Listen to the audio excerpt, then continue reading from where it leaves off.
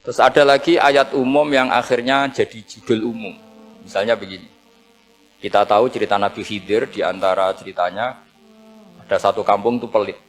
Makanya orang pelit itu wajib didendami. Karena Nabi pun itu baik-baiknya orang. Kalau sama orang pelit tetap dendam. Karena buruk-buruknya orang itu orang pelit. Tahu kan alamatnya orang pelit? Qoribun minan nar, ya dekat-dekat neraka itu. Karena al-bakhil qoribun minan nar, ba'idun minal jannah. Jadi kalau sama tanya alamatnya ya dekat-dekat neraka. Singkat cerita, Nabi Musa dan Nabi Khidir itu kecapean sekali masuk satu kampung. Karena saking kecapean, lapar, minta kampung itu menyediakan makanan. Istatama itu mereka minta makan, saking laparnya, saking karena di perjalanan yang melelahkan. Istatama ahla fa'abau ayyudayyifuhuma. Tapi kampung situ kampung pelit. Jika semuanya tidak mau yang ngasih apa? Makan. Tapi pas mau keluar dari kampung, ada tembok, ada kayak prasasti itu, yang mau roboh. Yang mau apa? Roboh. Terus sama Nabi Khidir, tembok yang mau roboh ini ditata jadi baik lagi.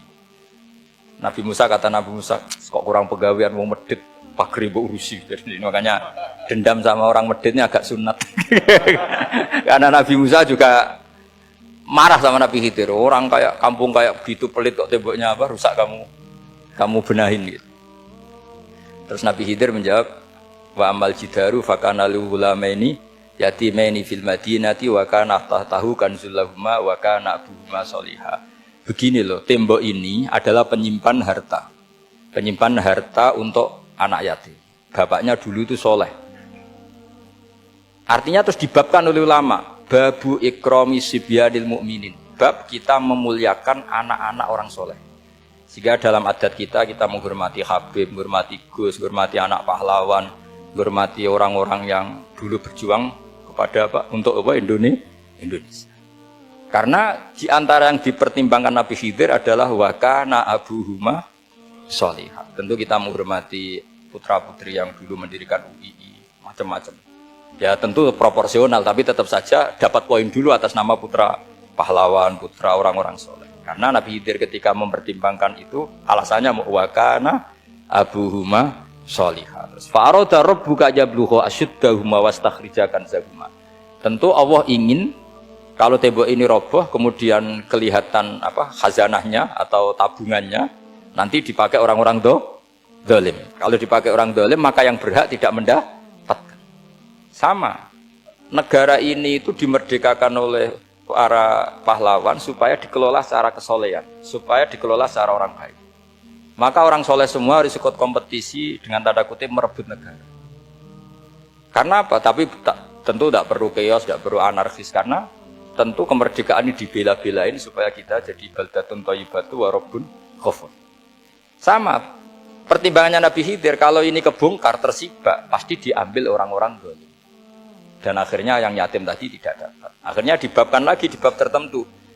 Bab menjaga harta supaya tidak dikuasai orang zalim. Jadi akhirnya menjadi sekian varian ilmu. Pertama, varian ilmu bab menghormati anak orang soleh. Terus bab supaya harta ini tidak dikuasai orang zalim dan seterusnya. Nah saya harapkan nanti dengan ulumil Quran kitab Itqan itu nanti aturan-aturan seperti itu tertanam pada Anda. Sehingga sebetulnya ulama fikih yang ngarang kitab sampai satu boto-boto itu sebetulnya ya normal-normal saja. Kalau sampean sudah mengkaji ilmu yang kayak saya kaji itu normal-normal saja. Misalnya begini, saya beri contoh ya. Orang munafik itu disifati Allah gimana? Wa idza qamu ilas sholati qamu kusala. Orang-orang munafik adalah orang ketika mau sholat itu bermalas-malasan. Terus kitab Fathul Mu'in atau Fathul Wahhab atau kitab semua kitab fikih bikin judul gini. Saya masih ingat takbirnya. Wa yusannu nasyatun li sholatin. Disunatkan kalau sholat itu ketok gumrigah, ketok semangat. Fa inna Allaha ta'ala dzamma tarikihi. Karena Allah mengkritik atau menyalahkan orang yang kalau sholat itu tidak nasyat, tidak gumrigah, tidak semangat. Mergo seperti itu adalah fi'lul munafikin, perilakunya orang munafik. Terus ditulis wa idza qamu ilas sholati qamu kusala. Artinya di situ Allah mengkritik orang munafik. Kenapa? Karena kalau sholat males-malesan. Anda ingin bersifat kayak orang munafik apa bersifat kayak Rasulullah? Tentu ingin seperti Rasulullah. Kalau ingin seperti Rasulullah ya wasari'u ila maghfiratim mir rabbikum. Kalau ada kebaikan harus cepat-cepat. disegerakan.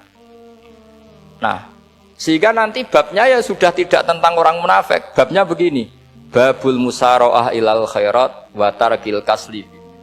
Bab bergesa-gesa atau bergegas dalam kebaikan dan meninggalkan malas. Jadi tidak lagi tentang sholat, tapi tentang kebaikan apa saja. Jadi kalau kamu punya hutang bisa nyaur jam 7, nyaur jam 9 pasti disalahkan Allah. Karena bisa saja dalam 2 jam ini kita mati. Paham ya? Begitu juga kalau kita sholat bisa awal waktu, kenapa tidak awal waktu? Meskipun akhir waktu ya diboleh. Itu ya tadi babnya ya tentang wa idza qamu, orang munafik itu ya seperti itu. Akhirnya apa? Ayat ini turun tentang orang munafik tapi pemaknaannya